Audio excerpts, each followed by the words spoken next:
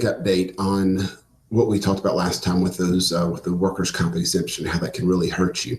What I'm going to do is I'm going to go ahead and review the PowerPoint I did last time, and then add the I-15 form. That's a form that you can use that can prevent tort liability to you by allowing you to bring your subs under your own workers' comp, even if they already have that exemption. And I'm going to show you that real quick. So here, let me share my screen with you, and we will show this.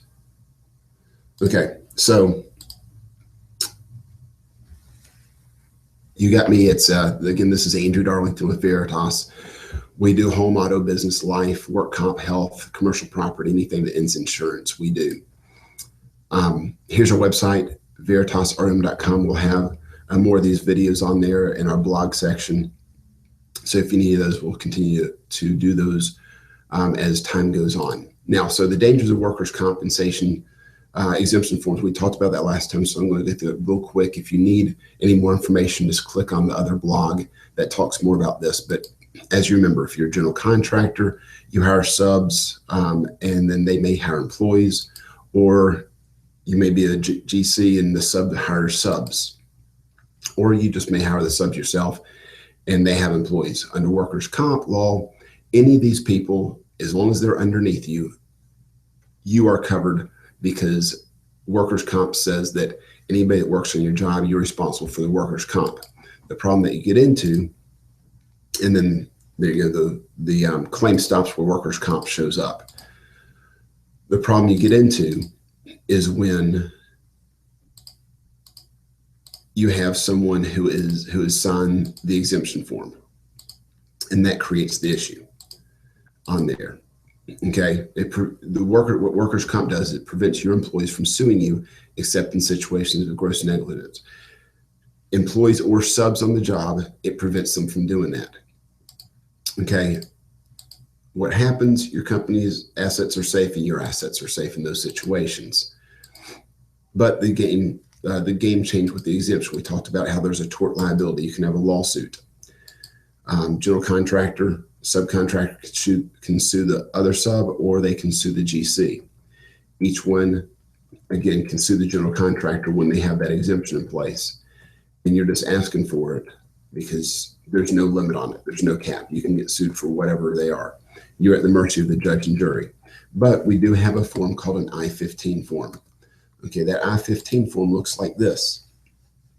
This is one of the forms. It's the combined form I-15, I-17 form, but it's a general contractor acceptance or termination of coverage. What this allows is the general contractor, the viewers hereby notify that the undersigned general contractor elects to provide workers' compensation under the Tennessee Workers Comp law to the subcontractor named below. So what has happened in Mr. General Contractor, you are covering the sub under your workers' comp. What that does is that prevents them from coming back and suing you under tort, what we just got through talking about, where they can't sue you anymore. Again, if you kind of wonder what we're talking about here, go back to the other blog and it explains that in a little more detail. The way this thing works is the general contractor signs this. He's got to sign it and date it. The sub has to sign and date it. Now, this needs to go back to the state because it's got to be on file with the state. Okay. Now, if you ever want to terminate this, you can, but you fill out another one and then you fill it out and send that in, and that will terminate it. But what happens here is this. In these situations, well, here, let me show you some of the law. This is actual law here. It's Tennessee Code 50-6-902. And it says all construction service providers shall be required to carry workers' compensation on themselves. Period. There's only a couple areas here. And one of those is a subcontractor engaged in the construction industry under contract to a GC engaged in the construction industry may elect to be covered under any policy of workers' compensation insurance, insuring the general contractor upon written request of the general contractor, regardless of whether such subcontractor is on the registry established by this part, which is the workers' comp registry. Okay, so what this does is it protects the GC. It's really protecting the sub too, because I mean, if one of these guys gets hurt, falls out on a job, they're not going to have anything. I mean, if they're a paraplegic, how are they going to get money? How are they going to eat? How are they going to provide for their family? At least if they have workers' comp, they can provide for their family. What I always hear is, hey, I can't compete. If I got to pay workers' comp, this is true. But we can do a good job of giving you things that you can take to your potential customers to show them why it pays to use a contractor who's doing the right thing, following the law, and carrying these coverages. So that's kind of the crux behind this. But what happens is if you are using the I-15 form, you got the general contractor, and right now everybody's using the exemption form, and the general contractor is trying to find them, and he can't find anybody with workers' comp. Well, it's a simple solution. All he's got to do is say, hey, I need you to sign the I-15. If they sign the I-15, there's no more lawsuit. General contractor is going to pay the workers' comp, but what he can do is he can charge that to the sub. He can say, okay, listen, if you're not going to carry workers' comp, you want to keep your exemption, everybody else is allowing you to do that, it's fine, but you're going to sign the I-15 form. I'm going to cover you under workers' comp, and we're good to go. That way the GC is protected, he's not going to get in trouble, the subcontractor has protection, and we're good to go.